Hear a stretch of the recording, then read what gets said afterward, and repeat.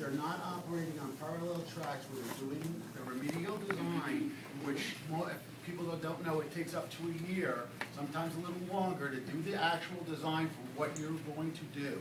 So during that time period, that's when they work out the health and safety plan, that's when they decide how they're gonna run the trucks, or how they're gonna protect the children at the bus stops.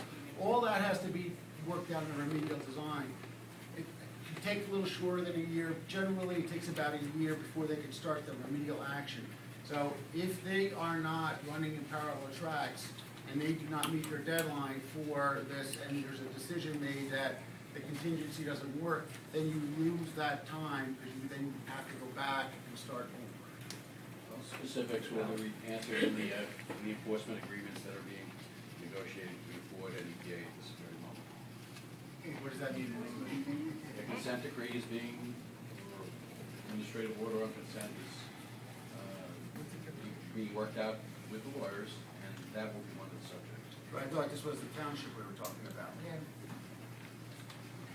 said Ford. Same thing. Amen. I'm seeing, Yeah. I'm seeing, I'm sorry. from today, Always has from been. today, assuming we get the legal stuff, I understand you have to have that legal in place before we can start. How long to design selected alternative remedy, which is within 6 months? That's 6 months? I don't worry about it because you figure it's not gonna happen. Well, six months. Yeah, right, he says. I just want you to see what he's saying. 6 months. I'm I'm just saying you see, right. I'm just trying to establish the amount of time that's really gonna happen. They have to be done in the equivalent amount of time.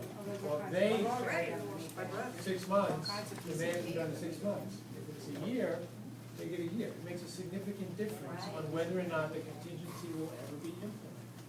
That time frame, and I think that's a critical thing that people here want to know. I think we need to do whatever we need to do to get an answer. And what I'm wondering is, because I think in the last meeting, when we looked at the zone plan for the town, that site is zoned recreation, something that did not allow for a recycling center. So I'm wondering at what point is the town, the same way they kind of came up with this recycling center rabbit that came out of the Machiavellian hat at the very last minute, are they just gonna do a zone change like that when nobody's looking? Because that shouldn't be something that doesn't get the proper hearing, and that takes time. So they can't put in a recycling center because right now it's not zoned properly. I'm not sure the borough agrees with you on. And We read the zone. Is the land that O'Connor disposal area is on? It absolutely was that included in a, the land, the 33 acres that how to own? It is. I don't remember what it said this So time. right out of the gate, if you're saying that where that is, that it says that, the only thing that is ever to be built on that, supposed to run with the land, is low-income housing, for one.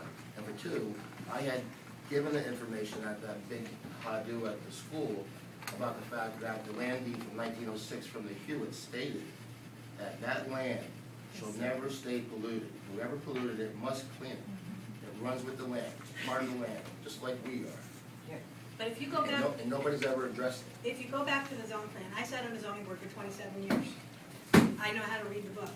It was absolutely not a permitted use on that site. So they can do whatever they want, but they're violating their own town zone. So if somebody's gonna be changing that zone, who gets notified? Are the residents gonna get notified? Or are they just, deputy mayor, gonna change the zone at a meeting that nobody shows up at anymore? And then stick this in? And I wanna know, and again, it would be very nice if Mr. Heck was here, who's paying the $5.4 million for the recycling center? Ford. And if it's That's Ford, in the newspaper. and if it's Ford, Well, it's got does that. the EPA not see how blatant a bribe that is?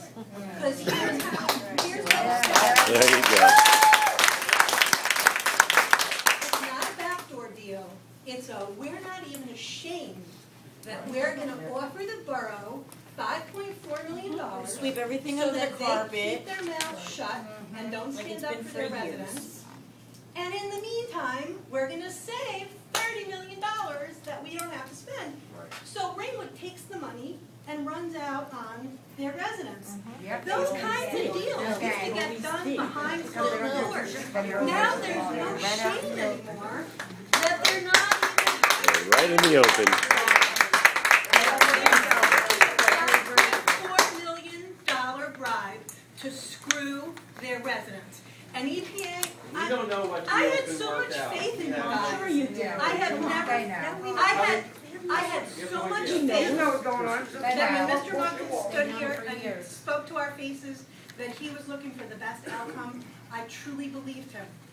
And that's how stupid I feel, that at my age, I didn't know that I was falling for a line from a pretty face. Because that plan came out of nowhere, and all of a sudden, your best plan should be your best plan.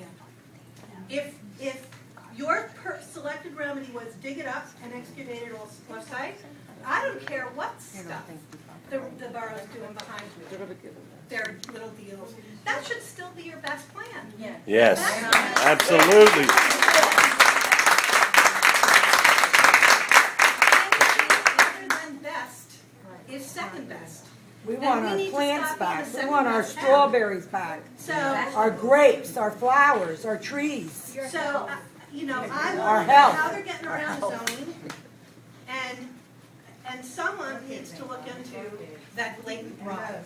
Because I always thought bribery was against the law. Excuse me? I thought so. The gentleman- You can pay to poison people here.